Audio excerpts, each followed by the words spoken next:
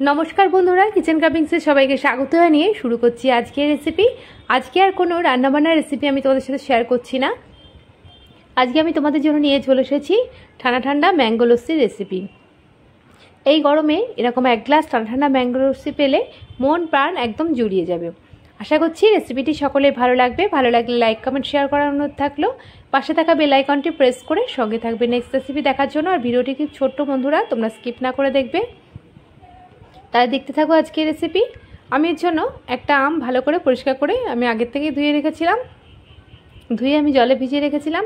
এবারে আমি আমটাকে কেটে আমি তোমাদের লস্যিটা বানিয়ে দেখাচ্ছি।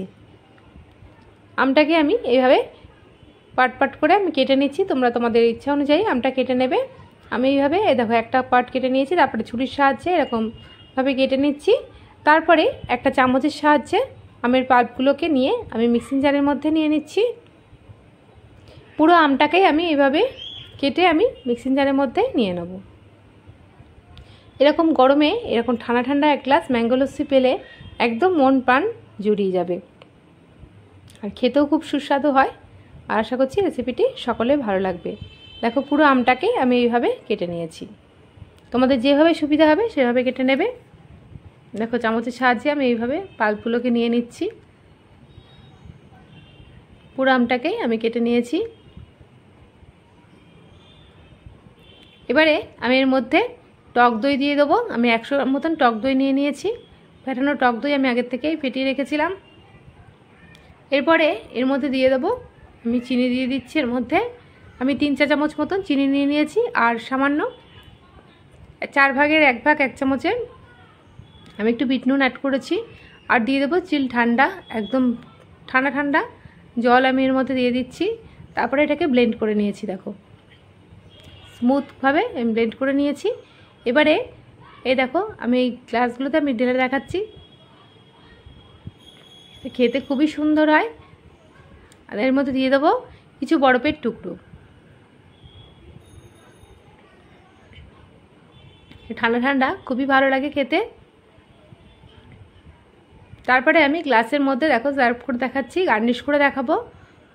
দুর্দান্ত হয় খেতে, আর দেখতেও দেখো কতটা লোভনীয় হয়েছে।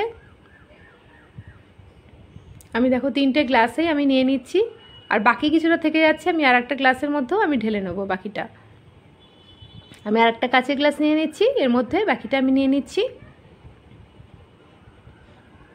দেখো পুরোটাকে আমি এই গ্লাসের মধ্যে সার্ভ করে নিলাম।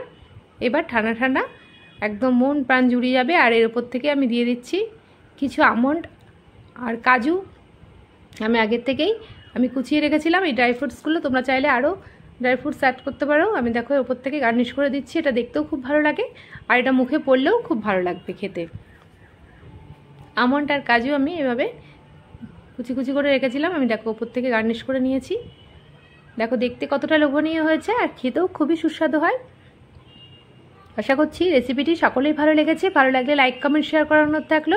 পাশে থাকা বেল আইকনটি প্রেস করে সঙ্গে থাকবে নেক্সট রেসিপি দেখার জন্য। আজকের মতন এইটুকুনি, আবারও আসবো নতুন নতুন রেসিপি নিয়ে। নেক্সট রেসিপির আমন্ত্রণ জানিয়ে এখানেই বিদায় নিলাম। ভালো থাকবে, সুস্থ থাকবে, ধন্যবাদ।